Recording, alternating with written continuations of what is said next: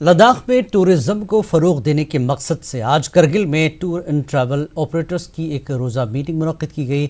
मरकजी वज़ीर ममलिकत बराए सियाहत प्रहलाद सिंह पटेल ने मीटिंग में शिरकत की। सियाहती शोबे से जुड़े अफराद ने मरकजी वज़ीर के सामने अपने मसाइल रखे। इस मौके पर मरकजी वज़ीर ने कहा कि लद्दाख की सरजमीन मुख्तलिफ हैसियतों से मुनफरद मकाम रखती है और यहाँ सियाहत को मज़ीद फ़रोग देने की ज़रूरत है। उन्होंने लद्दाख को मुनासिब फंड्स मुहैया कराने का यकीन दिलाया। इस मीटिंग में लद्दाख के डिविजनल कमिश्नर करगिल और लेह के आला अफसरान मौजूद थे। होटल एसोसिएशन के प्रेसिडेंट्स हो, सब ने इन्होंने भी जो है अपने डिमांड पहले रखने से पहले इन सब ने बोला कि हमारे लद्दाख में करगिल का एयरपोर्ट जो है ये बनना चाहिए। उन्होंने अपने डिमांड से पहले करगिल एयरपोर्ट का डिमांड रखा। उसके लिए मैं इनको बहुत बहुत शुक्रिया अदा करता हूँ। और मिनिस्टर साहब ने भी हमें आश्वासन दिया है कि जो भी पॉलिसी बनेगी, जो भी लद्दाख को एज ए होल जो भी गवर्नमेंट पॉलिसी बनेगी उसमें जो है ये बराबर का ये देंगे। मगर उन्होंने शर्त यही रखा है कि हम लोगों को आके अपना डिमांड्स इनके सामने रखना पड़ेगा। और ये करगिल आने का भी इन्होंने मेरे साथ वादा किया है। और हमारा जो पॉलिसी फ्रेमवर्क है इसमें क्या क्या चीज़ है, क्या क्या चीज़ नहीं रखना है, ये सारा जो है हमें ड्राफ्ट करने के लिए इन्होंने आदेश दिया है। हम बहुत बहुत शुक्रगुजार हैं इनके। इन्होंने हमें याद किया। करगिल से, द्रास से हमारे अमीन पोलो साहब हो, हर खित्ते से इन्होंने हर किसी को बुलाकर यहाँ पे हमारी बात सुनी। उसके लिए हम बहुत बहुत शुक्रगुजार हैं। हमारे जितने भी ग्रेवेंसीज है जो कि हमें स्किल डेवलपमेंट की हो, नए नए बच्चों को अवसर देना हो, इको टूरिज्म पॉलिसी बनाने की बात हो, कनेक्टिविटी की बात हो और इंफ्रास्ट्रक्चर की बात हो, कैसे यहाँ इम्प्रूव किया जाए और नाइट पॉलिसीज़ कैसे किस टाइप से बनेंगे, इन सारे चीज़ों को लेके मंत्री साहब ने बहुत एक अच्छा सा एक इंटरेक्शन वो सेशन रखा जिसमें हमने कई सारे फीडबैक दिए। तो मैं समझता हूँ कि ये बहुत जो भी हमने पॉइंट्स या डिस्कशन में हमने रेज किया तो समझता हूँ कि जल्दी इन पे इम्प्लीमेंटेशन हो और एक नए लद्दाख में, यूटी लद्दाख में जो है हमें इन चीज़ों पे ग्राउंड पे देखने को मिले जिससे कि सबको प्रॉस्पेरिटी और इक्वल शेयर टूरिज्म की तरफ से मिले। देखते हैं कि लद्दाख में टूरिज्म काफ़ी बढ़ रहा है बट विंटर टूरिज्म काफ़ी बहुत कम है क्योंकि विंटर में सारे आपके होटल्स वगैरह पूरे लद्दाख लेह कारगिल में बंद होता है। तो उसको कंटिन्यू करने के लिए विंटर सपोर्ट एक माध्यम है जिसके लिए खासकर कारगिल डिस्ट्रिक्ट में काफ़ी पोटेंशियल है क्योंकि कारगिल डिस्ट्रिक्ट में द्रास सब डिवीजन जो सेकंड कोल्डेस्ट है और सुरू वैली जहाँ पे काफ़ी विंटर सपोर्ट्स के एवेन्यूज़ है उनको क्रिएट करने के लिए हमने बात की है। इनिशियली जो है उसको वहाँ पे सिकी शॉप्स वगैरह हो, उसके बारे में प्रोग्राम्स हो। तो मुझे लगता है कि वो सपोर्ट्स, एडवेंचर सपोर्ट्स के साथ साथ वो सोर्स ऑफ टूरिस्ट अट्रैक्शन भी होगा। यही सारे पॉइंट्स हमने जो मंत्री साहब आए थे गवर्नमेंट ऑफ इंडिया के टूरिज्म एंड कल्चर मिनिस्टर, उनके सामने पूछा दिया। तो आने वाले दिनों में हम उम्मीद करते हैं कि इनके ज़रिए लद्दाख की फिर से प्रमोशन की जाएगी। 4 रोज़ा लद्दाख फेस्टिवल अख्ताम पजीर हो गया है। लेह के पोलो ग्राउंड पर मुनक्किदा अख्तामी तकरीब में मरकजी वज़ीर ममलिकत बराए सियाहत प्रहलाद सिंह पटेल मेहमान खुसूसी थे। लद्दाख के मुख्तलिफ खित्तों की नुमाइंदगी करते हुए फनकारों ने लेह मार्केट से पोलो ग्राउंड तक एक रैली निकाली जहाँ पर रंगारंग सकाफती प्रोग्राम पेश किए गए। इस मौके पर मरकजी सेक्रेटरीज अरुण गोयल, नवीन चौधरी, डिविजनल कमिश्नर लद्दाख स्वागत बिस्वास के अलावा दीगर हुक्काम मौजूद थे। मकामी अफराद के अलावा मुल्की व गैर मुल्की सयाहों की बड़ी तादाद ने भी लद्दाख फेस्टिवल में शिरकत की।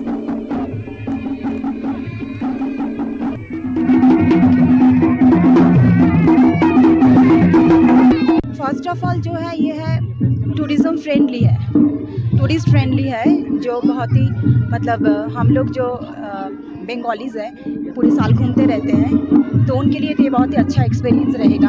और मैं तो सजेस्ट करूँगी सबको कि लेह लद्दाख ज़रूर घूमें। लद्दाख फेस्टिवल से आया है, वी हैव गॉट द हम लोग एक चांस मिला है इसे देखने के लिए लद्दाख फेस्टिवल। एक्चुअली हम इधर विजिट करने लिए लद्दाख को, बट हम लोग का जो जानी प्रोग्राम है उसमें ये पड़ गया, इसीलिए हम लोग जस्ट एक प्रोग्राम डिफर किया ये देखने के लिए। भुंडर, नुब्रा, तुर्तुक, डिस्किट ये सब घूम के आए। कैसा लगा? बहुत खूबसूरत, बहुत खूबसूरत, एक्सेप्शनली ब्यूटीफुल। बहुत अच्छा लग रहा है, एंजॉय कर रहा हूँ यहाँ का लोकल कल्चर। तो खास चीज़ क्या अच्छा लगा? लेह में, लेह तो बहुत टूरिस्ट फ्रेंडली है, यहाँ का जो सीनिक ब्यूटी है वो तो बहुत अच्छा है। ये द कल्चर इज अमेजिंग, सब बहुत ब्यूटीफुल है यहाँ पे। द वैली, यहाँ के लोग, यहाँ का खाना, सब कुछ बहुत अच्छा लगा। सबको रिकमेंड करेंगे, 100% रिकमेंड करेंगे। वादी में मोबाइल फ़ोन और इंटरनेट सर्विस बंद होने से ख़त व खिताबत का कदीम सिलसिला फिर पनपने लगा है। कश्मीर में लोग ख़त के ज़रिए एक दूसरे का हाल चाल और काम काज की खबर मौसूल करते हैं। पेश पटन से हमारे नुमाइंदे मुनीर हुसैन हुर्रा की रिपोर्ट।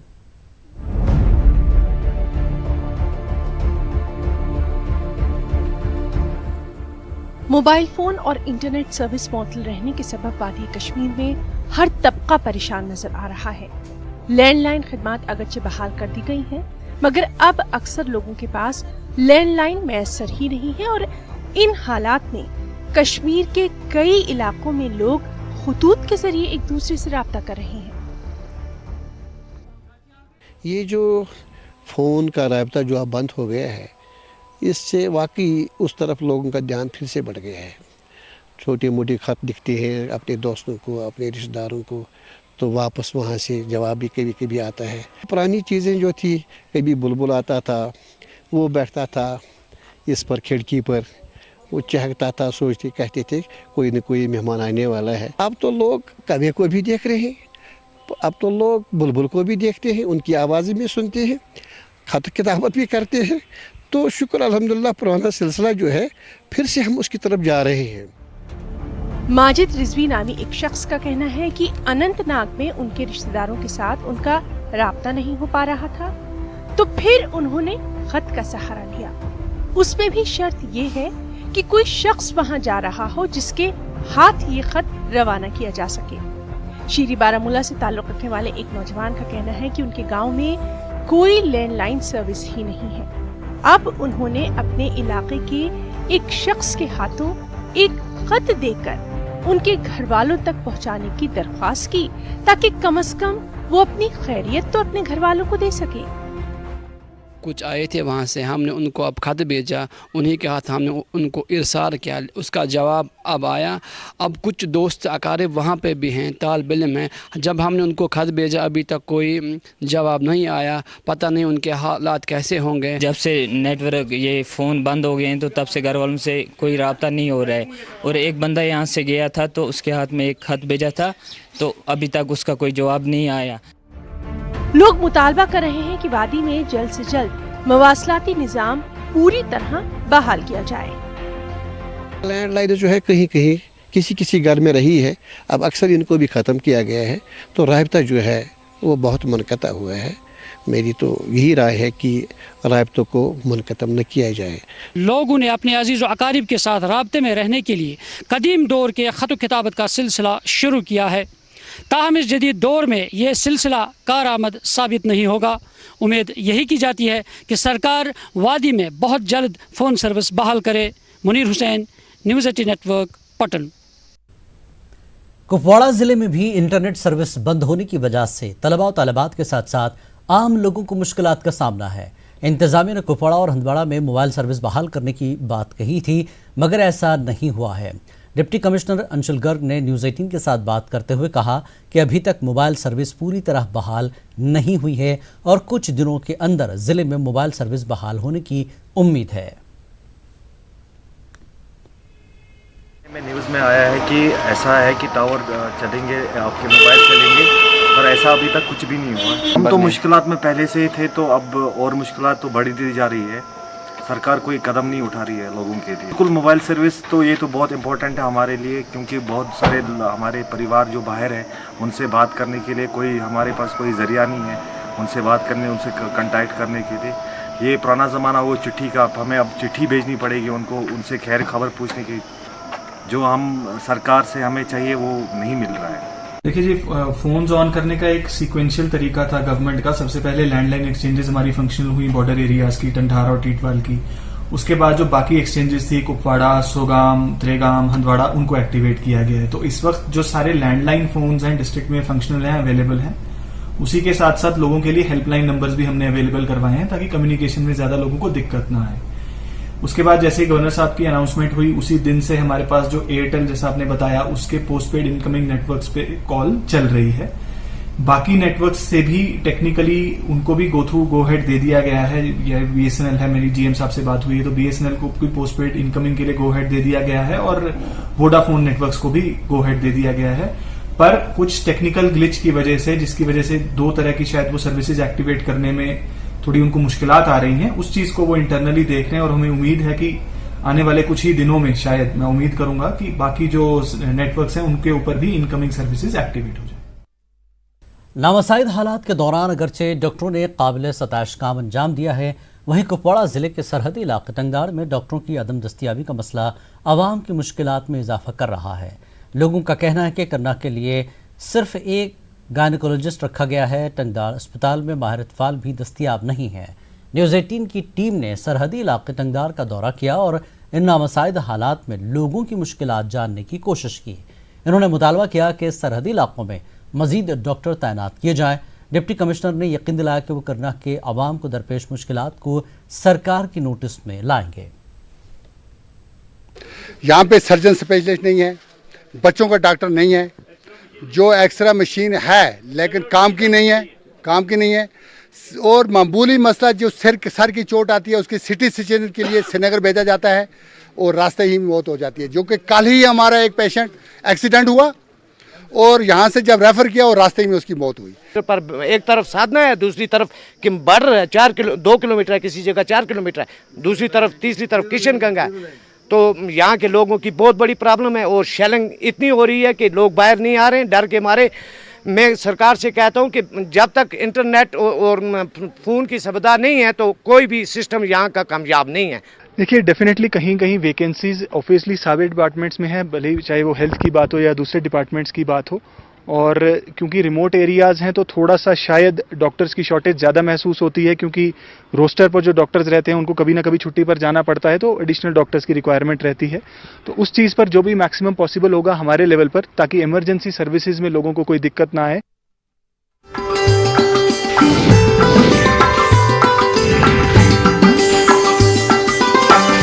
के मौके पर जम्मू में एक तकरीब का इनेकाद किया गया। स्कूली बच्चों और असातिज़ा की एक भारी तादाद ने शिरकत की। जम्मू के मुख्तलिफ स्कूलों के तलबा ने कई रंगारंग प्रोग्राम पेश किए। साबिक सदर प्रोफेसर एस राधाकृष्णन के फोटो पर फूल निछावर किए गए। इन असातिज़ा को इनामात से नवाजा गया जिन्होंने तालीम के शोबे में नुमाया कारकर्दगी का मुजाहरा किया। जम्मू के डायरेक्टर स्कूल एजुकेशन ने कहा कि ऐसे प्रोग्रामों का मकसद असातिज़ा की हौसला अफजाई करने के साथ साथ समाज में असातिज़ा के रोल को उजागर करना है।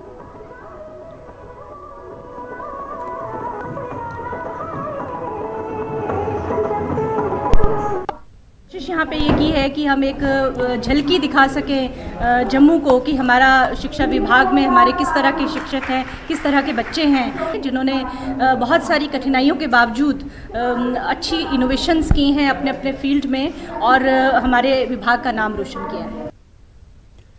ज़िला कठुआ के गुरनाम सिंह को तालीमी शोबे में बेहतरीन कारकर्दगी के लिए दिल्ली में अवार्ड से नवाजा गया है। गुरनाम सिंह का कहना है कि उन्होंने अपने 27 साल की सर्विस पसमानदा और दूर अफ्तादा इलाकों में अपनी खिदमात अंजाम दी है। उनका कहना है कि उन्होंने गुज्जर बकरवाल तबके से ताल्लुक़ रखने वाले लोगों में तालीम की मुनासिबत से बेदारी पैदा करने की कोशिश की है। उन्होंने दूर अफ्तादा इलाकों के सरकारी स्कूलों में तालीमी निज़ाम को बेहतर बनाने के लिए अहम रोल अदा किया है। बेहतर कार्य के लिए आपको सम्मानित किया गया है, क्या कहना चाहिए? मैं गुरनाम सिंह कठुआ डिस्ट्रिक्ट जम्मू कश्मीर से हूँ। तो मुझे शिक्षा के क्षेत्र के लिए बेस्ट टीचर नेशनल अवार्ड दिया गया। मेरी उपलब्धियों के लिए मैंने अपनी 27 साल की जो सर्विस है फार फ्लंग एरिया में दुर्गम इलाकों में ही की है और हमारे जहाँ से जम्मू कश्मीर में गुज्जर बकरवाल्स हैं वो अपनी बेटियों को स्कूल लाने में हिचकिचाते हैं। घर घर जाके मैंने उनको स्कूल लाया और मेरे जो सरकारी स्कूल हैं वो मैंने प्राइवेट स्कूलों की तरह उनका इंफ्रास्ट्रक्चर सुधारा, बच्चों को ट्रैक सूट, स्कूल बैग्स और आइडेंटिटी कार्ड्स दिए ताकि उनके जो पेरेंट्स हैं वो ये ना सोचे कि साथ अगर हमारे पास पैसा होता तो हम भी अपने बच्चों को प्राइवेट स्कूलों में पढ़ाते। तो इसके साथ ही मैंने वहाँ पर रिपब्लिक डे और इंडिपेंडेंस डे को बहुत उत्साहपूर्वक मनवाया ताकि मेरे बच्चों में देशभक्ति की भावना जहाँ पैदा हुई वहाँ उनका छुपा हुआ टैलेंट भी निकल के बाहर में आया और पूरी सर्विस में मैंने 100% अपना रिजल्ट दिया है जिसके लिए मुझे यहाँ सम्मानित किया गया है। मुहर्रम हराम की मुक़द्दस महीने में शिया तबके के लोग इमाम बारगाहों और रज़ाखानों का रुख कर रहे हैं और इमाम हुसैन और उनके रुफ़क़ा की याद को ताज़ा किया जा रहा है। पेश है हमारे नुमाइंदे समीउल्लाह की रिपोर्ट।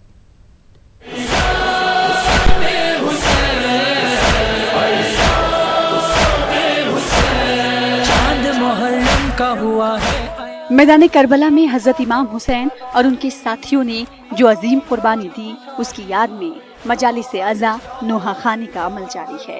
इस दौरान शोधाए करबला को खराज अक़ीदत पेश किया जा रहा है।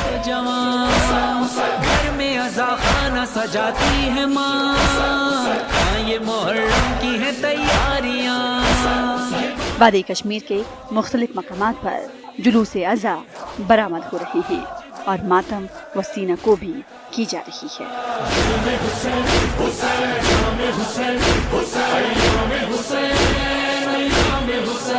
पूरी दुनिया में इन मुहर्रमुल हराम की इन पाक अयाम में जब एक पैरवे हुसैन सड़कों पे निकलता है जुलूस की सूरत में, या इन अयाम में इमाम बारगाहों में मसाजिद में मजालिस बर्पा करता है, मुनक़द करता है, उसका मकसद भी वही मकसद है जो ख़ुद इमाम हुसैन का मकसद था। जो भी मोमिनीन हैं, मुसलमान हैं, वो अपने अपने तरीके से इसको मनाएंगे, अपनी अपनी जो तहज़ीब व तमद्दुन जो इनका अपने मुल्क में है उस तरह मनाएंगे। और इसी तरह हम कश्मीरी भी अपनी तहज़ीब व तमद्दुन के साथ जिस तरह मनाते आए हैं उस तरह इस साल भी इंशाअल्लाह मनाएंगे। उल्मा व ज़ाकिरीन वाक़यात करबला और इमाम हुसैन के सब्र व इस्तक़ामत को बयान कर रहे हैं।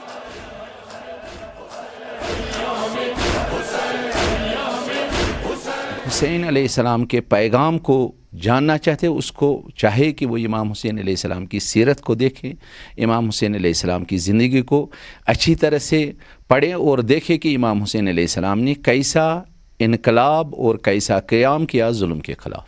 इमाम हुसैन अलैहिस्सलातु वस्सलाम की जो अज़ीमुश्शान और मुहतरम शान कुर्बानी करबला में रोनुमा हुई, उसमें इंसानियत के लिए बेशुमार असबाब और असबाक शामिल हैं। ये हमें हक़ की जंग, हक़ की फ़तह बातिल पर सिखाती है। ये हमें सब्र और इस्तिक़ामत याद दिलाती है। ज़रूरत इस बात की है कि इमाम हुसैन की सीरत पर अमल किया जाए और करबला का जो पैगाम है उसे आम किया जाए। तारीख़ दे रही है आवाज़ दम बदम, दश्ते सिबात अज़म है दश्ते बला व गम, सब्रे मसीह व जुर्अते सुकुरात की कसम, इस राह में है फ़कत एक इंसान का कदम, जिसकी रगों में आतश बदरो हुनैन है, उस सूरमा का इसमें गरामी हुसैन है। हिलाल मुहर्रम के नमोदार होते ही पूरे दुनिया पर गमों के बादल छा जाते हैं और उस अजीम कुर्बानी की याद ताज़ा की जाती है जो इमाम हुसैन और उनके रुफ़का ने मैदान करबला में 61 हिजरी में पेश की और दीनी इस्लाम को बचाया। समीउल्लाह, नेटवर्क 18, बडगाम। बडगाम के बाज़ इलाकों में मुहर्रम के जुलूसों पर पाबंदी लग सकती है। न्यूज़ 18 के नुमाइंदे ने इस हवाले से ज़िला इंतज़ामिया से बात करने की कोशिश की, ताहम हुक्काम कैमरे पर कुछ भी कहने से इनकार कर रहे हैं। ज़रा के मुताबिक वादी कश्मीर के मौजूदा हालात के तनाजुर में अमन व ज़ब्त की सूरत हाल को बिगड़ने से रोकने के लिए मुहर्रम जुलूसों पर पाबंदी लगाई जा सकती है। पूरे मुल्क के साथ साथ वादी कश्मीर में भी मुहर्रमुल हराम का महीना जारी है और लोग अज़ा खानों और इमाम बारगाहों का रुख करते हैं और उस बेहतरीन शहादत की याद ताज़ा करते हैं जो इमाम हुसैन और उनके रुफ़का ने मैदान करबला में पेश की। कल से यहाँ जुलूसाई अज़ा बरामद होते थे, लेकिन इस बार एडमिनिस्ट्रेशन का कोई रद्द अमल सामने नहीं आया, जिससे साफ जाहिर होता है कि इन जुलूसों पर पाबंदियाँ आयद हो सकती है। समीउल्लाह, नेटवर्क 18, बडगाम। गवर्नर के मुशीर के विजय कुमार ने गवर्नमेंट डेंटल कॉलेज श्रीनगर का दौरा किया और वहां सेंट्रल लाइब्रेरी का इफ्तिताह किया। तकरीबन 47 करोड़ रुपए की लागत से लाइब्रेरी तामीर की गई है। इस मौके पर फाइनेंशियल कमिश्नर अटल डुलू भी मौजूद थे। गवर्नर के मुशीर ने अस्पताल के मुख्तलिफ महकमों की कारकर्दगी का जायजा लिया। करगिल में ब्लॉक डेवलपमेंट काउंसिल इलेक्शन की तैयारियों के ज़िम्न में एक मीटिंग मुनक्किद की गई। एडीसी करगिल की जानिब से तलब करदा मीटिंग में मुतल्लिक़ अफसरों ने शिरकत की। मीटिंग के दौरान ब्लॉक इलेक्शन की तैयारियों को लेकर मुख्तलिफ उमूर पर बातचीत की गई। इलेक्टोरल रोल की इशाअत, रिटर्निंग अफसरों की तकर्री समेत दीगर मामले ज़ेर गुफ्तगू आए।